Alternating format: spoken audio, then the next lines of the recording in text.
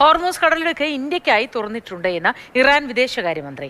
India, Russia, China, Pakistan, Iraq എന്നീ രാജ്യങ്ങൾക്ക് ചരക്ക് നീക്കം നടത്താം.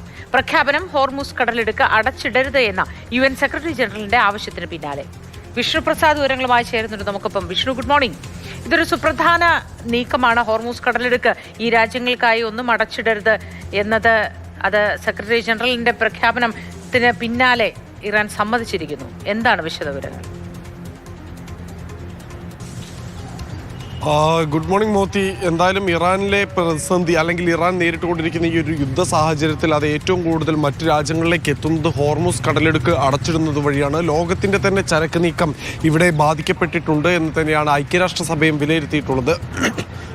ഇതിൻ്റെ ഭാഗമായി തന്നെ ഐക്യരാഷ്ട്രസഭ സെക്രട്ടറി ജനറൽ ഗുട്ടറസ് ആവശ്യപ്പെട്ടത് ഹോർമൂസ് കടലിടുക്ക് അടച്ചിടരുത് എന്നും എല്ലാ രാജ്യങ്ങൾക്കും ചരക്ക് നീക്കത്തിനുള്ള അവസരം ഒരുക്കണമെന്നുമായിരുന്നു ഇറാനോട് ആവശ്യപ്പെട്ടിട്ടുണ്ടായിരുന്നത്. എന്നാൽ ഇക്കാര്യത്തിൽ ഇറാൻ തികച്ചും വ്യത്യസ്തമായ ഒരു സമീപനമാണ് സ്വീകരിച്ചിട്ടുള്ളത്.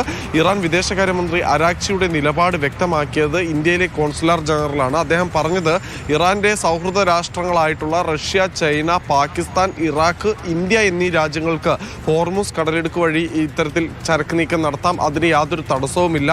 ഞങ്ങൾ അവർക്ക് ആ രാജ്യങ്ങൾക്ക് വേണ്ടി ഇപ്പോൾ ഹോർമൂസ് കടലിടുക്ക് തുറന്നു നൽകിയിട്ടുണ്ട് എന്നത് തന്നെയാണ്. പ്രത്യേകിച്ച് ഇന്ത്യക്ക് ഇതിൽ വലിയൊരു ആശ്വാസം എന്തെന്ന് വെച്ചാൽ 90% ഇന്ത്യയുടെ LPG ചരക്ക് നീക്കവും നടക്കുന്നത് ഹോർമൂസ് കടലിടുക്ക് വഴിയാണ്. അപ്പോൾ ഈ ഹോർമൂസ് കടലിടുക്കിലെ പ്രതിസന്ധി തന്നെയായിരുന്നു ഇന്ത്യയിലെ LPG ക്ഷാമത്തിന് ഉൾപ്പെടെ വലിയൊരു കാരണമായിട്ടുണ്ടായിരുന്നത്. എന്നാൽ ഇപ്പോൾ സ്ഥിതി ഇന്ത്യക്ക് കുറച്ചുകൂടി അനുകൂലമാവുകയാണ്. പരസ്യമായൊരു നിലപാട് ഇപ്പോൾ ഇറാൻ ഒരിക്കൽ കൂടി ആവർത്തിച്ച് വ്യക്തമാക്കുന്നുണ്ട്. അങ്ങനെയെങ്കിൽ ഇന്ത്യക്ക് വരും ദിവസങ്ങളിൽ കൂടുതൽ കപ്പലുകളിൽ ഈ ഗൾഫ് രാജ്യങ്ങളിൽ നിന്നുള്ള ക്രൂഡ് ഓയിലും അതോടൊപ്പം തന്നെ ഗ്യാസും ഇന്ത്യയിലേക്ക് എത്തിക്കാൻ സാധിക്കുമെന്ന് തന്നെ വേണം വിശ്വസിക്കാൻ.